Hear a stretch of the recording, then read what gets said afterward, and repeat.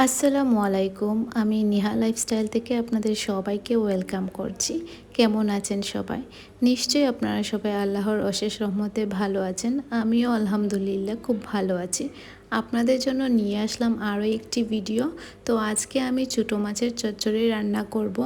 আমার বিশ্বাস যারা একদমই ছোটো মাছের খেতে পছন্দ করেন না, রান্না ভালো হয় না, তারা আজকের এই রেসিপিটি যদি ফলো করেন অবশ্যই তাদের রান্নাটা একদম ডিফারেন্ট হবে, খুব মজা হবে, অনায়াসে 1-2 প্লেট ভাত খেতে পারবেন। চলুন শুরু করা যাক। আজকে যখন বাজারে গিয়ে দেখলাম এত সুন্দর মাছ, তো চোখ সরাতে পারলাম না। এই মাছগুলো আমি নিয়ে চলে এসেছিলাম বাসায়। আর এগুলো এখন অ্যাভেলেবল সব জায়গাতেই, কারণ এই সিজনে এইরকম মাছ সবসময় পাওয়া যায়, মানে এই সিজনে আর কি। তো আমি বাসায় নিয়ে এসে সুন্দর করে মাছগুলোকে বেছে নিয়েছিলাম।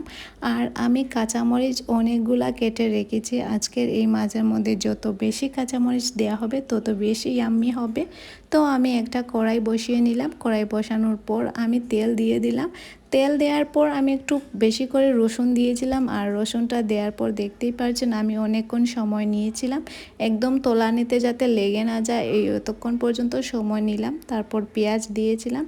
পেঁয়াজের সাথে সাথে আমি কাঁচামরিচগুলোও দিয়েছিলাম, কারণ পেঁয়াজ সিদ্ধ হতে অনেক সময় লাগবে। আর পেঁয়াজ সিদ্ধ হওয়ার সাথে সাথে কাঁচামরিচগুলোও যাতে সিদ্ধ হয়ে যায় তাই আমি একসাথে দিয়ে দিয়েছিলাম।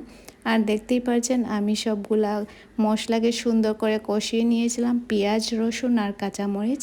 আর সামান্য পরিমাণে একটু লবণ দিয়েছিলাম। আর এই লবণ দেওয়ার পর অনেকক্ষণ সময় নিয়ে কষিয়েছিলাম। এরপর পেঁয়াজ কষানো হয়ে গেলে আমি হলুদ দিয়ে দিয়েছিলাম, আর সাথে লবণ, মরিচ এগুলা দিয়েছি। মরিচের পাউডারও দিয়েছি অল্প করে, কারণ আমি ঝালের পরিমাণটা অনেক দিয়েছিলাম কাঁচামরিচ। তো কাঁচামরিচ যেহেতু অনেক বেশি দিয়েছি তাই আমি মরিচের পাউডারটা একটু কম দিয়ে দিলাম। আপনারাও সবাই চেষ্টা করবেন মরিচের পাউডার কম দিয়ে কাঁচামরিচের পরিমাণটা একটু বাড়িয়ে নিতে। আর যার যার ঝাল টেস্ট অনুযায়ী দিলে ভালো হয় আর কি, তাহলে আপনারা সবাই অনায়াসে মজা করে খেতে পারবেন। তো দেখতেই পাচ্ছেন আমি মরিচ কতটুকু দিয়েছিলাম। আসলে আমরা একটু ঝাল পছন্দ করি তাই আমি একটু বাড়িয়ে দিয়েছিলাম।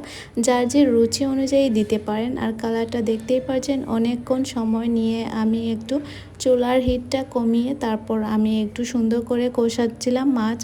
মাছের তরকারিতে যত বেশি কষানো হবে তত বেশি মজা হবে। আমি মশলা কষাচ্ছিলাম হালকা একটু পানি দিয়ে।